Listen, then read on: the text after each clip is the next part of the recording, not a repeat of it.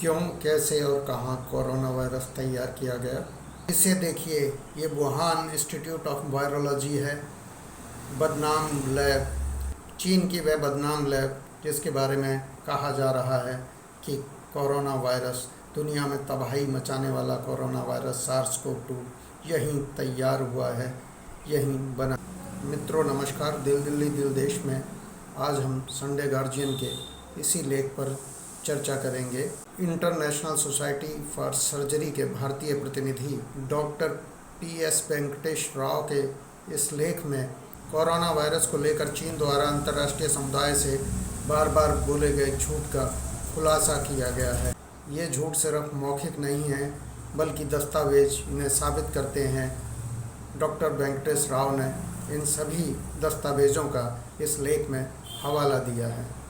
इसके अलावा हम journal emerging microbes and infections में छपे चीनी वैज्ञानिकों के और ख़ासकर कोरोना वायरस वैज्ञानिकों के उन लेखों का हवाला भी देंगे जिनमें बिल्कुल अलग अलग बातें कही गई हैं और सार्स को लेकर नोवल SL कोरोना वायरस यानी सार्स लाइक कोरोना वायरस को लेकर अलग अलग तरह के दावे किए गए हैं।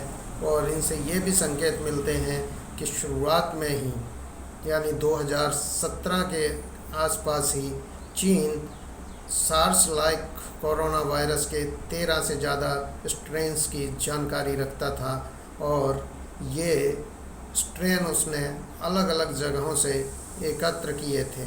इस तरह के संकेत भी मिलते हैं कि ये स्ट्रेन्स अलग अलग लेबोरेटरीज़ में, खासकर जो सेना के द्वारा संचालित खास लेबोरेटरीज़ हैं, उनमें तैयार किए गए और बाद में इन्हें वुहान इंस्टीट्यूट ऑफ वायरोलॉजी में एनिमल ट्रायल के लिए भेजा गया और जहां से बड़े ही शातिराना तरीके से ही इन्हें बाहर निकाला गया। आज ये स्ट्रेन पूरी दुनिया के लिए आतंक और तबाही का रूप ले चुके हैं। सबसे पहली जो गौर करने वाली बात है वह यह है कि चीन कहता है कि 1 दिसंबर 2019 को उसने कोरोना वायरस का पहला मामला दर्ज किया और यह आश्चर्य की बात है कि जनवरी में ही उसकी 5 तरह की वैक्सीन, 5 स्ट्रेन्स के लिए वैक्सीन की तैयारी शुरू हो चुकी थी, जबकि पूरी दुनिया के लिए ये स्ट्रेन अभी अनजाने थे। The China national intellectual property administration ने यह दर्ज किया है कि 11 सितंबर 2020 को वहाँ पहले व्यक्ति को वैक्सीन दे भी दी गई थी और इसके लिए चीन की वैक्सीन निर्माता कंपनी कैंसिनो बायो ने मार्च 2020 में ही आवेदन कर दिया था। जनवरी 2020 में ही चीन की बैटवुमन कही जाने वाली कोरोना वायरस की दुनिया की सबसे बड़ी वैज्ञानिक समझी जाती शी झेंगली ने यह दावा किया था कि हमने पैन कॉन्फ्यूजन इनहिबिटर डिज़ाइन किया है जो कि AKI पेप्टिडाइड्स है और 5 मानव कोरोना वायरस का इलाज करेगा और उसके लिए ये वैक्सीन होगा।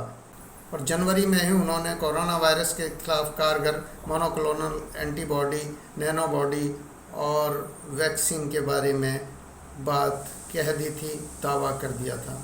चीन जो झूठ बोल रहा था उसमें उसके वैज्ञानिकों की जमात भी शामिल थी जो पूरी दुनिया को धोखे में रख रही थी। इसका सबसे बड़ा उदाहरण जनवरी 2020 में ही 2 अलग अलग जर्नलों में भेजे गए वो शोध लेख हैं जिनमें कोरोना वायरस को लेकर, नोवल कोरोना वायरस को लेकर बिल्कुल अलग तरह की बातें कही गई हैं।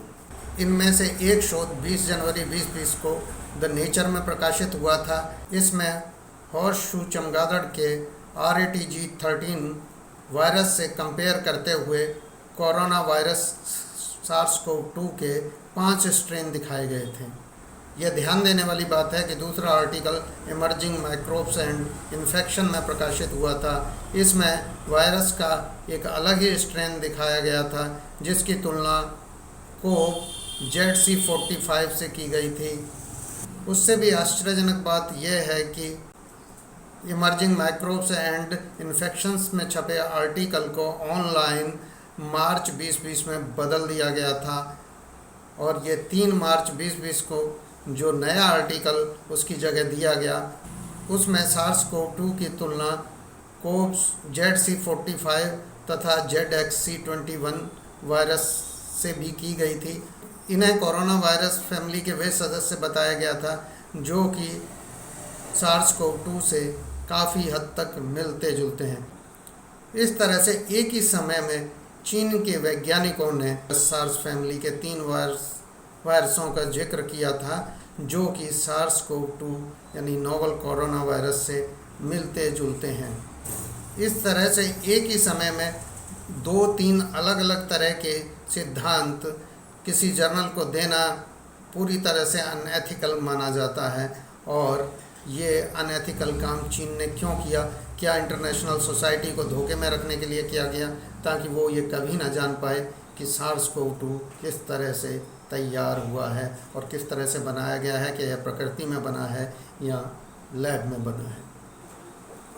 SARS-CoV-2 को लेकर 15 दिसंबर 2020 को ये लेख इमर्जिंग माइक्रोब्स एंड इन्फेक्शंस में छपा था और ये चीन के ही 3 अलग कोरोना वायरस वैज्ञानिकों का शोध था। इसमें ये बताया गया था कि 2015 से लेकर 2017 तक ज़्होंगशुआन की एक गुफा से जो है 334 चमगादड़ पकड़े गए थे और इनका अध्ययन जो है ज़्होंगशुआन स्थित सैन्य लैब में ही किया गया था। और इनसे जो स्ट्रेन अलग किए गए थे वो ही थे ZC45 और ZXC21। इसके अलावा ऐसे ही 13 और गंभीर SARS like corona virus strain होने की बात इसी आर्टिकल में कही गई थी। ज़्होंगशुआन लैब में इन वायरस का ह्यूमनाइज्ड माइस पर अध्ययन किया गया, साथ ही टिश्यू कल्चर किया गया। इस तरह की बातें भी सामने आई हैं। दिसंबर 2020 का शोध ये बताता है नेचर में जो 5 स्ट्रेन बताए गए, इसके अलावा एक स्ट्रेन जो है दूसरे जर्नल में बताया गया। कुल 6 स्ट्रेन जनवरी 2020 तक उन वैज्ञानिकों की, चीनी वैज्ञानिकों की पूरी जानकारी में थे कोरोना वायरस की।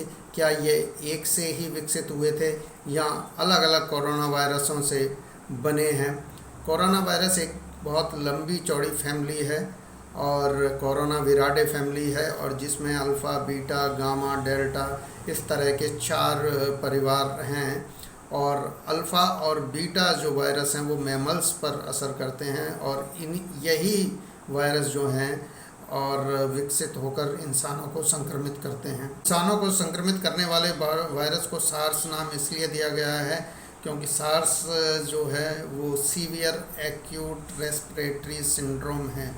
इसी का संक्षिप्त नाम सार्स है। जो फेफड़ों में गंभीर लक्षण देते हैं उन्हें सार्स वायरस कहा गया है। सार्स का जो पहला वायरस था 2002 और 2003 में चीन में फैला था और इसके दुनिया में 8000 मामले आए थे, 800 लोगों की मौत हुई थी। उसके बाद ये अपने आप ख़त्म हो गया। ये माना जाता है कि ये प्राकृतिक रूप में विकसित हुआ था और ये चमगादड़ से पाम सीवट में पनपा था ये वायरस, ऐसा ये माना जा रहा था शुरू में। हालांकि ये थ्योरी भी पूरी तरह से साबित नहीं हुई। 2020 का जो आर्टिकल है वो ये बताता है कि चमगादड़ों में खुद ही वायरस, जो उन्हें किसी मीडिएटर की ज़रूरत नहीं है, उनमें वायरस जो है खुद ही इतना विकसित हो जाता है कि वो इंसानों को सीधे संक्रमित कर सके। इस तरह के दावे किए गए थे। कोरोना के पहले मरीज को लेकर भी चीन ने झूठ बोला। साउथ चाइना मॉर्निंग पोस्ट की रिपोर्ट के अनुसार कोविड-19 का पहला मामला 17 नवंबर 2019 को आया था। ये एक 55 वर्षीय मरीज था, जबकि लैंसेट में वुहान के डॉक्टरों की ओर से दिए गए आर्टिकल में ये बताया गया था कि कोरोना वायरस का पहला मरीज 1 दिसंबर 2019 को भर्ती हुआ था।